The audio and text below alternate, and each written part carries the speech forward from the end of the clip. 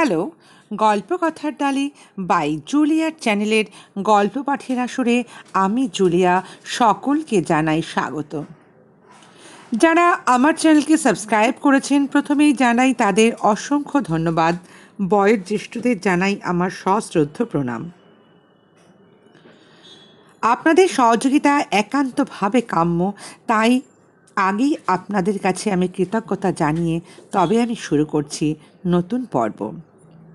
বিগত কয়েকটি পর্ব ধরেই আমি আপনাদের শোনাচ্ছি বাংলা সাহিত্যের বিখ্যাত কথাশিল্পী মানিক বন্দ্যোপাধ্যায়ের বউ সিরিজের বিভিন্ন বউয়ের গল্প। আজ শোনাচ্ছি সর্ববিদ্যা বিশারদের বউ এই গল্পটি। চলুন শুরু করা যাক দশম পর্ব, সর্ববিদ্যা বিশারদের বউ। বিবাহের রাত্রেই নিবারণ ডান দিকে স্ত্রীকে থেকে তুলে বাঁ দিকে চালান করে দিল। কি অদ্ভুত! তুমি এই পাশে এসে শোও না, বুঝলে কেমন? এই তার প্রথম প্রেমালাপ। সুকুমারী একটু ভীরু আর ভাবপ্রবণ মেয়ে। তার আশঙ্কা আর আশা দুই ছিল অন্য রকমের। ব্যাপারটা সে বুঝিয়া উঠিতে পারে নাই, কিন্তু কারণ জানিবার চেষ্টাও সে করে নাই। কে জানে, ডান দিকের কোনো অঙ্গ প্রত্যঙ্গে হয়তো ব্যথা ট্যাথা কিছু আছে। ডান দিকে পাশ ফিরিয়া শুইয়া বউয়ের সঙ্গে আলাপ করিতে বোধহয় তার কষ্ট হইবে। এইরকম একটা অনুমান করিয়া সে নীরবে স্বামীর সঙ্গে শয্যার স্থান পরিবর্তন করিল। সুকুমারী কোনো প্রশ্ন করিল না, এবং তাই দেখিয়া নিবারণ নিজেই কারণটা ব্যাখ্যা করিবার জন্য তাকে বুঝাইয়া দেবার জন্য উদ্যত হইল। তারপরে প্রথমে একটু গলাটা খাকাইয়া নিয়া মানে, বুঝলে, স্ত্রীকে কেন বাদিকে শুতে হয়? এটা হলো একটা নিয়ম। পরে এ নিয়ম যদি নাও মানো, কিন্তু বিয়ের রাত্রের প্রথম দিন এই নিয়ম মানতেই হয়। এটা একটা প্রচলন। রাত্রি তখন প্রায় 3টে বাজে। এত রাত্রে এরকম একটা তামাশার মধ্যে দিয়ে কি কেউ বউয়ের সঙ্গে আলাপ আরম্ভ করে? যারা আড়িপাতি আছে তারা শুনলে কী ভাবিবে? সুকুমারী ভীরু বটে, কিন্তু ভাবপ্রবণতায় সে ভীরুতাকে জয় করিয়া লইল। তারপর একটু রাগিয়াই গিয়াছিল। আর কিছু মাথায় না আসুক, সোজাসুজি নামটা তো জিজ্ঞাসা করিতে পারিত। নিবারণের বোধহয় ধারণা হইয়াছিল কথা আরম্ভ করা মাত্র বউয়ের সঙ্গে ভাব জমিয়া গিয়াছে। প্রকাণ্ড একটা হাই তুলিয়া অন্তরঙ্গ স্বামীর মতো সে বলিয়াছিল, আহা, কত যে ভুল হয়েছে বিয়েতে তা তো বলবার নয়। মন্ত্রতন্ত্র থেকে শুরু করে স্ত্রী আচার পর্যন্ত। নতুন জামাই বলে আমি চুপ করেছিলাম, কিন্তু এমন অস্বস্তি লাগছিল মাঝে মাঝে। শুনিতে শুনিতে সুকুমারীর সর্বাঙ্গ অবশ হইয়া আসিয়াছিল। কি সর্বনাশ! শেষ পর্যন্ত তবে কি একটা পাগলের সঙ্গে তার বিবাহ হইয়াছে? একটু পরেই অবশ্য জানা গিয়াছিল ঠিক পাগল নিবারণ নয়, সম্ভবত তামাশাই বোধহয় করিতেছিল। তুমি যে কি কথা বলছো না! ও সাদাসাদি করিনি বলে? তাই বলি এতক্ষণ পরে নিবারণ আবার গোড়া হইতে বউয়ের সঙ্গে ভাব করিবার জন্য চেষ্টা করিতে আরম্ভ করিল। সুকুমারীর বন্ধুদের কাছে শোনা বিবরণের সঙ্গে যার অনেক মিল আছে। বেশ মিষ্টি লাগিয়াছিল নিবারণকে সুকুমারীর সেই সময়। ভোর পর্যন্ত সামান্য সময়টুকুর মধ্যেই অনেকবার রোমাঞ্চ হইয়া সর্বাঙ্গ তার অবশ হইয়া আসিয়াছিল, প্রথমবারের চেয়ে ভিন্ন কারণে। কয়েকটা দিন কাটিতে না কাটিতেই সুকুমারী বুঝিতে পারিল বিবাহের রাত্রে বাঁদিকে তাকে শোয়াইয়া আর মন্ত্রতন্ত্র এবং স্ত্রী আচারের ভুল দেখাইয়া দিয়া নিবারণ তার সঙ্গে তামাশা করে নাই।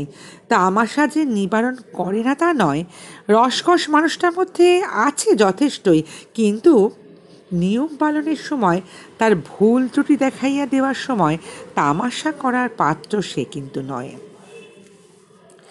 বিবাহ হইয়াছে শীতকালে, মুখে তাই সুকুমারী একটু ক্রিম মাখে, নয়তো এমন টুকটুকে রং তার স্নো কিংবা পাউডার মাখিবার দরকার কি তার? ক্রিমের কৌটোটা দেখিয়া নিবারণ একদিন বলে, এটা কি ক্রিম? তুমি এগুলো মাখো? ছি ছি ছি ছি, আর মেখো না কিন্তু। সুকুমারী তো অবাক, বলে, কেন? আরে শোনো শোনো শোনো, এই ক্রিমটা একদম ভালো নয়, চামড়া সব উঠে যাবে। তোমায় আমি অন্য ক্রিম এনে দেবো, বুঝলে? সুকুমারীর দুই বৌদিদি এই ক্রিম মাখিয়া মাখিয়া চামড়া ফাটা ঠেকাইয়া রাখে। দুজনের চামড়াই বড় ফাটল প্রবণ। সুকুমারী নিজেও আজ বেশ অনেক বছর হলো এই ক্রিমই মাখিতেছে। সে একটু হাসিয়া বলে, তুমি কি করে জানলে চামড়া ফাটে এতে? নিবারণ রীতিমতো বিরক্ত হইয়া বুঝিতে পারিল। তারপর সে বলিল, আমি যা বলছি ঠিকই বলছি। সুকুমারী তার কথা শুনিয়া ভয় পাইয়া গেল। মুহূর্তে তার মুখের হাসি মিলাইয়া যায়। নিবারণ গম্ভীর হয়ে বলে, আমি জানি যেটা বলছি, শোনো, আর মেখো না এই ক্রিমটা।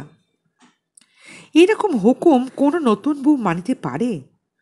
অন্য একটা ক্রিম আনিয়া দিলেও নয় কথা ছিল। বিকেলবেলা সুকুমারী মুখে একটু ক্রিম মাখিয়াছে, তারপর কতবার যে আঁচল দিয়া মুখ মুছিয়াছে তার হিসাব নাই। রাত্রি ৮টার সময় বাড়ি ফিরিয়া নিবারণ যে কি করিয়া টের পাইল কে জানে। আবার আবার ক্রিম মেখেছ? নিবারণের মুখ দেখিয়া সুকুমারী কিরকম শুকাইয়া গেল। তারপরে ঢোক গিলিয়া বলে, না, মানে একটু চটচর করছিল। চটচর করবে বলেই তো মাখতে বারণ করেছিলাম।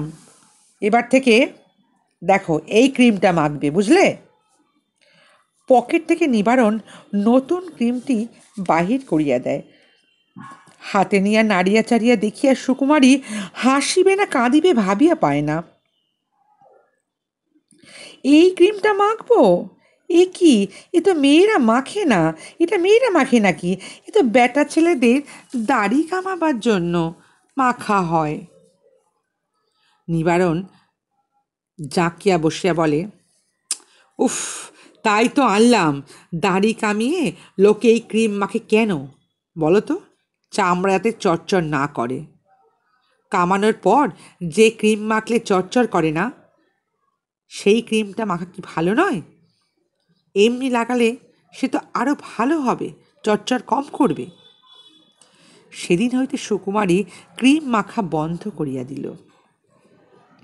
কেবল মেয়েদের প্রসাধনের একটি বিষয় নয় এটি। নিবারণ জানে না এমন বিষয় নেই। বিবাহের রাত্রে চারদিকে সমস্ত ব্যাপারে ভুল ত্রুটি আবিষ্কার করিয়া নিবারণের অস্বস্তি বোধ করিবার অর্থটা ধীরে ধীরে সুকুমারী বুঝিতে পারে।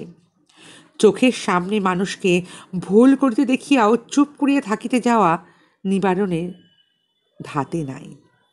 এখনও মাঝে মাঝে ওরকম অস্বস্তি তাকে বোধ করি প্রায় ভুগিতে হয়। সৌভাগ্য অথবা দুর্ভাগ্যের কথা, নিজের বাড়িতে চুপ করিয়া থাকিবার প্রয়োজন বেশি হয় না বলিয়া অস্বস্তিতাও তাকে বেশি বোধহয় ভোগ করিতে হয় না। বাড়ির বাইরে পথে ঘাটে, আত্মীয় বন্ধুর বাড়িতে আর অফিসে সে যে কী করে কে জানে, সুকুমারী মনে মনে ভাবে। সমস্ত বিষয়ে নিবারণ সব ব্যবস্থা নিজে করে। সমস্ত ব্যবস্থার সমালোচনাও সে করে। ব্যাখ্যা তার মুখে লাগিয়েই আছে সব ব্যাপারে। পিঁপড়ে কেন লাইন দিয়ে যায়, সেজ পিসির ছেলেটা অপদার্থ কেন, সব সে জানে। তার অনেকগুলো নিয়ম এখন এই বাড়িতে চালু হইয়াছে। তার প্রায় সবগুলোই নিষেধই বাড়ির মানুষরা তার সামনে মানিয়া চলে। আগে যে তার মতামতের একটা মর্যাদা ছিল তা নয়, বাড়ির কর্তা হওয়ার পর এটা হইয়াছে। এটুকু সুকুমারী সহজেই অনুমান করিতে পারে। তবে কর্তা হইয়া নিবারণ যে নিয়মকানুনের বহর আর অবিচার অনাচারে বাড়িটাকে গারদখানা বানিয়ে তুলেছে তা নয়। তার মত মানার জন্য তার কোনো রকম জোর জবস্তি আছে বলে মনে হয় না। তার মতের বিরুদ্ধে গেলেও সে রাগ করে না, বা তার মতটা মানিয়া চলিলেও সে খুব একটা খুশি হয় না। মত প্রকাশ করিতে পাইলেই তার হলো। কঠোর সে শুধু তার অমতের বেলা। তার নিষেধ কেউ না মানিলে সে রাগিয়া আগুন হইয়া ওঠে। তা সে যত তুচ্ছ বিষয়ই হোক না কেন। কাঁচা টমেটো খাওয়া যে কত উপকারী আর কেন উপকারী তা সে প্রায়ই বলে। কিন্তু সে ছাড়া বাড়ির কেউ কাঁচা টমেটো খায় না। খায় কি না খায় এটা সে খেয়ালও রাখে না। কিন্তু একবার যদি তার নজরে পড়ে যে কেউ একতলায় খালি পায়ে হাঁটিতেছে, সঙ্গে সঙ্গে একেবারে কুরুক্ষেত্র বাঁধিয়া যায়। চটি বা স্যান্ডেল পায়ে সকলের হাঁটার ব্যবস্থা সে করে দেয় নাই। দিলে হয়তো সকলে মিলিয়ে একসঙ্গে স্যাঁতস্যাঁতে উঠোনে খালি পায়ে সারাদিন হাঁটিলেও সে চাহিয়াও দেখিত না। কিন্তু খালি পায়ে একতলায় হাঁটা সে নিষেধ করিয়া দিয়াছে কিনা, তাই বিধবা পিসিটাকে পর্যন্ত খালি পায়ে হাঁটিতে দেখিলে সে গজগজ করে ওঠে। আর কাঠের সোল দেওয়া নানা প্যাটার্নের কাপড়ের জুতো কিনিয়া আনিয়া জুতো পরানোর জন্য দুবেলা পিসির সঙ্গে ঝগড়া করে।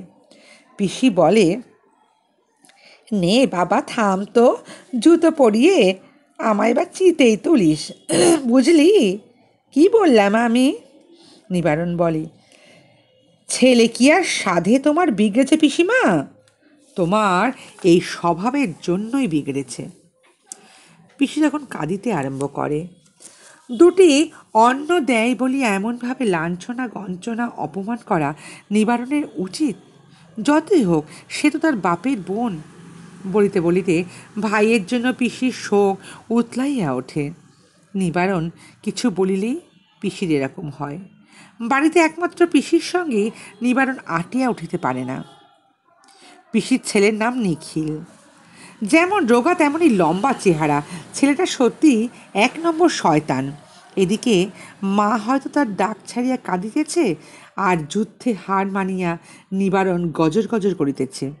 ভালো মানুষের মতো মুখ করিয়া চোখ পিটপিট করে নিখিল প্রশ্ন করে, কাঁদলে না মানুষের চোখ দিয়ে জল পড়ে কেন দাদা, একটু বলতে পারো? সিঁড়ি দিয়া উপরে উঠিবার উপক্রম করিতে করিতে সুকুমারীর মুখ লাল করিয়া থমকাইয়া দাঁড়ায়। ভাবে, উদ্ভট গোয়ার এই ছেলেটার জন্য একটা খোঁচা দেওয়া ফাজলামি কি রাগটাই না জানি নিদারুণ করবে এই নিবারণ। হয়তো দূর করিয়া তাড়াইয়া দেবে বাড়ি হইতে। কিন্তু পরক্ষণেই নিবারণের ব্যাখ্যা তার কানে আসে। বাপের বাড়ির জন্য কেমন একটু যেন কাঁদায় একদিন তাকে, যে ব্যাখ্যা সে শুনতে হইয়াছিল। চাহিয়া দেখিতে পায় দু হাত পিছনে দিয়া একটু সামনের দিকে ঝুঁকিয়া নিবারণ পায়চারি আরম্ভ করিয়াছে। কিছুক্ষণ পরে উপরে গিয়া নিবারণ নিজেই বলে, বড় বজ্জাত হয়েছে নিখিলটা, কীরকম অপমান করলো আমায় দেখলে? অপমান জ্ঞান আছে তোমার? সুকুমারী একটা রাগ দেখিয়ে বলল। কি বললে? বলিয়া রাগ করিয়া কাছে আসিয়া নিবারণ অন্যমনা হইয়া গেল। এতক্ষণ সুকুমারীর মাথা নিচু হইয়াছিল। মুখ তুলিয়া চাহিবা মাত্রই নিবারণ ব্যস্ত হইয়া গেল। তোমার কি জ্বর হয়েছে নাকি? না, জ্বর হতে যাবে কেন? উহু, তোমার নিশ্চয়ই জ্বর হয়েছে। এবেলা ভাত খেও না, বুঝলে? স্নেহ করিয়াই নিবারণ তাকে ভাত খাইতে বারণ করে। চিন্তিত মুখে সহানুভূতি ভরা কোমল গলায় কথা বলে। অন্য সময় হয়তো সুকুমারী গলিয়া যাইত, এখন ব্যঙ্গ করিয়া জিজ্ঞাসা করে, কি করে জানলে আমার জ্বর হয়েছে? মুখ দেখে? নিবারণ গম্ভীর হইয়া যায়। আরে বাবা, আমি জানি জানি। ছাই জানো তুমি? রাগ টাগ হলে আমার মুখ এরকম লাল দেখায়। সবারই হয়। থার্মোমিটার দিয়ে দেখো, এক ফোঁটা জ্বর যদি ওঠে। সব জ্বর থার্মোমিটারে ওঠে না, বুঝলে? যাই হোক, এবেলা তুমি ভাত টাত খেও না আর, বুঝলে? ছুটির দিন, সকালবেলার ঘটনা। সবে চাটা খাওয়া হইয়াছে। ভাত খাইতে তখনও অনেক দেরি। তবু সুকুমারীর মনে হয় সে কতকাল খায় নাই। তখন যেন তার খুব ঝাল করে কোনো তরকারি দিয়ে দুটো ভাত খাওয়ার জন্য মনটা বড় উতলা হইয়া উঠিয়াছিল। এখনও দেহ মনে স্বামীর গতরাত্রে আদরের স্বাদ লাগিয়ে আছে। এর মধ্যে স্বামীর নিষেধ ভাঙার স্বাদ পাওয়ার জন্য এরকম ছটপটানি জাগার মতন রাগ হওয়া কি তার উচিত?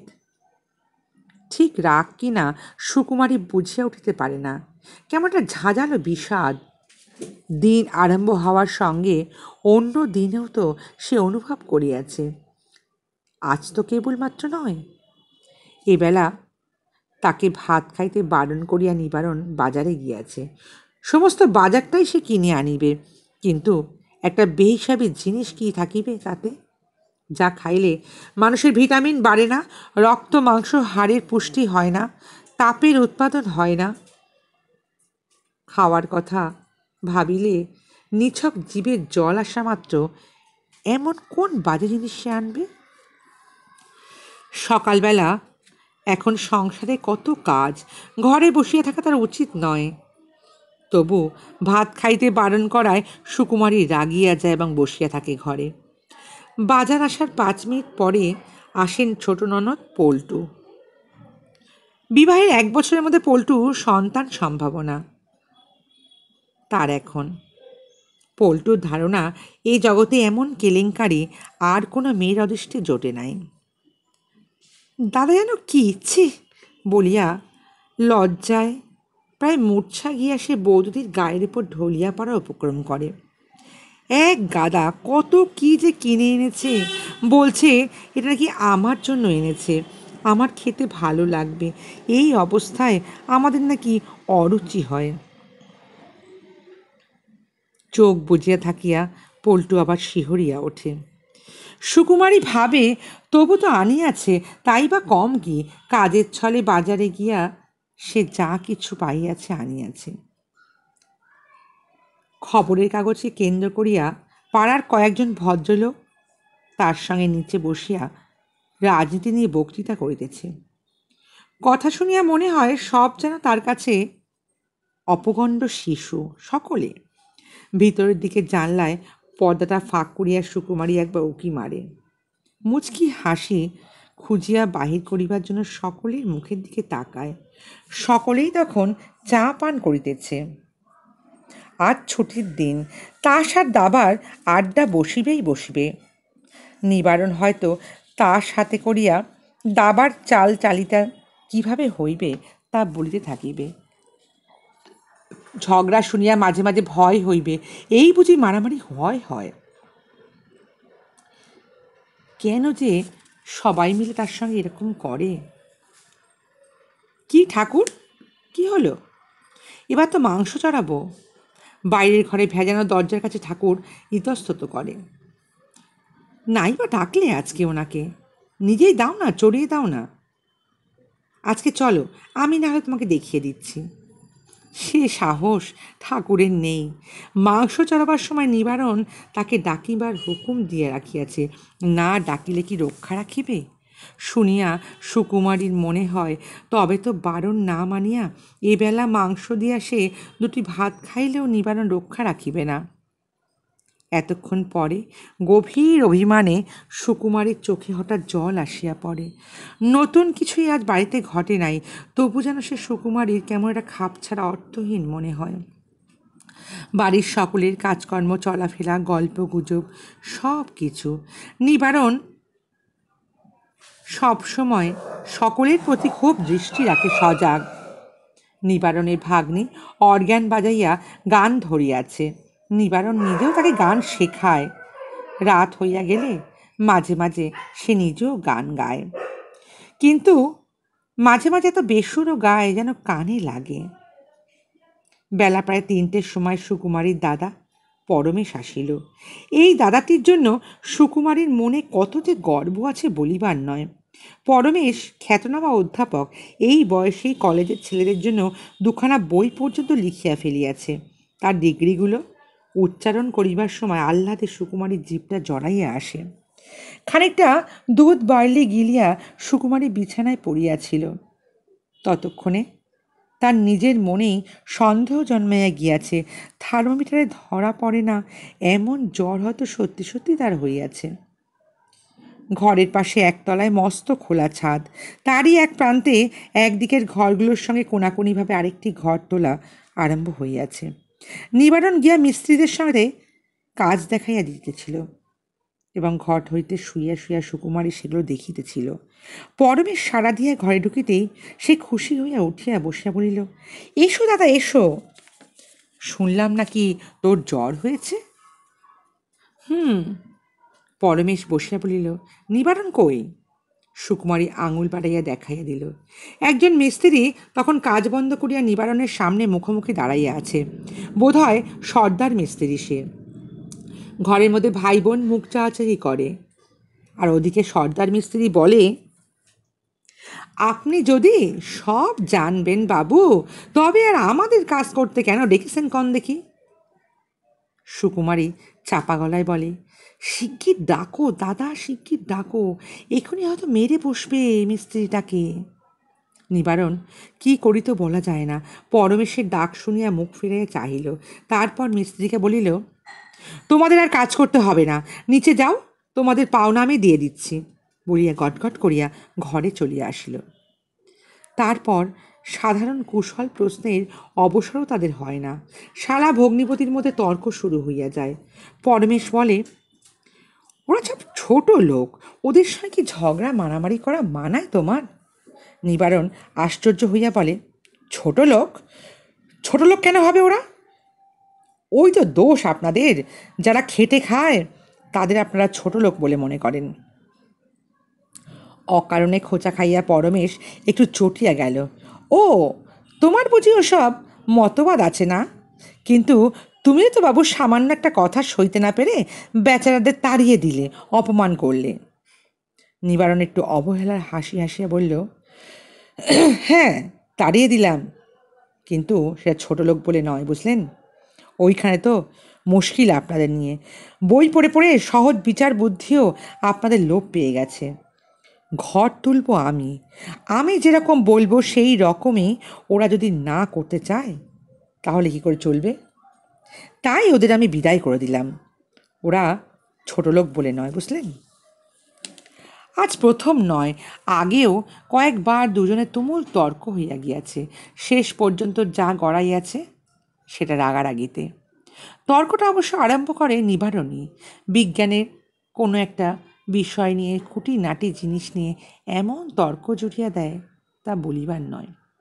প্রথমে পরমেশ পরম ধৈর্যের সাথে তাকে বোঝাইবার চেষ্টা করে, তারপর ধৈর্যহারা হইয়া চেষ্টা করে আত্মপক্ষ সমর্থনের, তারও পরে চটিয়া গিয়া আরম্ভ করে চিৎকার। আজ নিবারণের খোঁচায় প্রথমেই তাকে চটিয়া উঠিতে দেখিয়া সুকুমারী চট করিয়া ঘরের বাইরে গিয়া ডাকে, দাদা একবার শোনো না, শিগগিরই শুনে যাও তো। পরমেশ কাছে এলে ফিসফিস করে বলিয়া ওঠে, তোমার কি মাথা খারাপ হয়েছে দাদা? ওর সঙ্গে তর্ক কেন করছো? যাই বলুক তুমি না হেসে উড়িয়ে দেবে, পারো না তা? শুনিয়া আজ পরমেশের হঠাৎ প্রথম খেয়াল হয় যে তাই তো বটে, নিবারণের সঙ্গে সে তর্ক করে কেন? নিবারণ ছেলে মানুষই করিয়া তর্ক করে বলে তাকেও করতে হবে।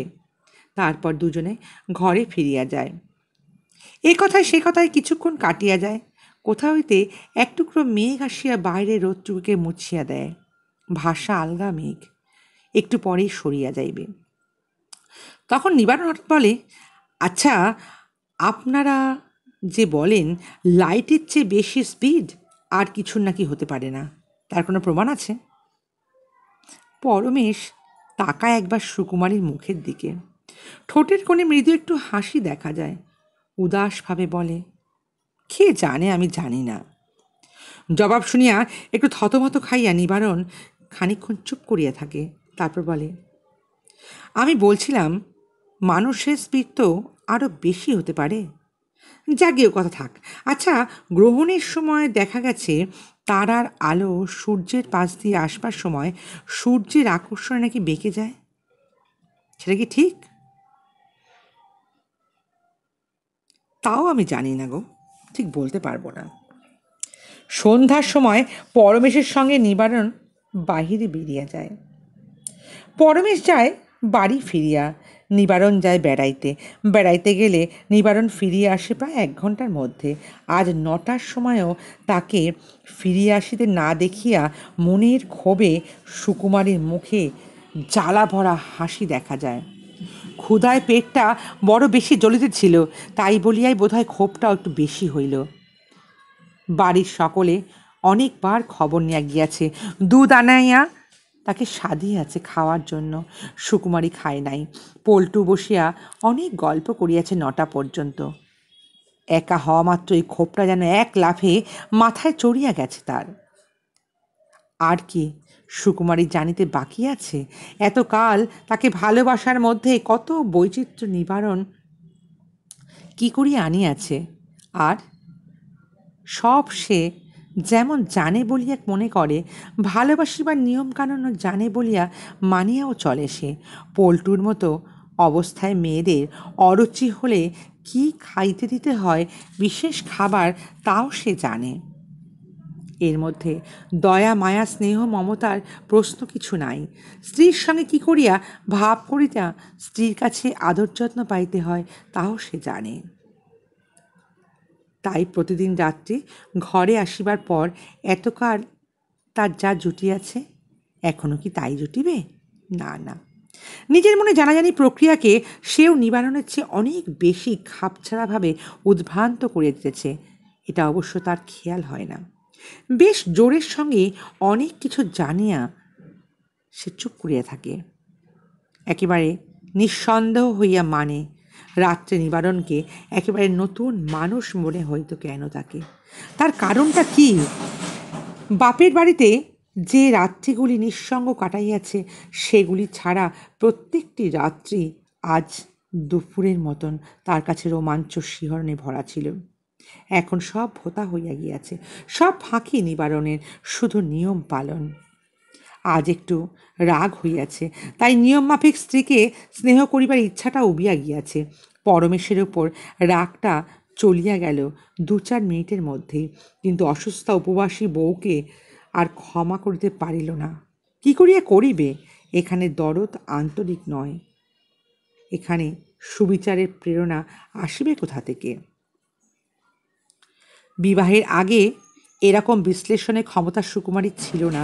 কোনো মানুষের মাথার মধ্যে যে নিজের পছন্দ মতো সিদ্ধান্ত দাঁড় করানোর জন্য দৈনন্দিন জীবনের রাশি রাশি জ্ঞান অভিজ্ঞতা আবর্জনা হইতে যুক্তিরূপী প্রয়োজনীয় টুকরোগুলো শুধু বাছিয়া নেওয়ার এমন একটা প্রক্রিয়া চলিতে পারে, এ কথা কল্পনা করার ক্ষমতাও ছিল না।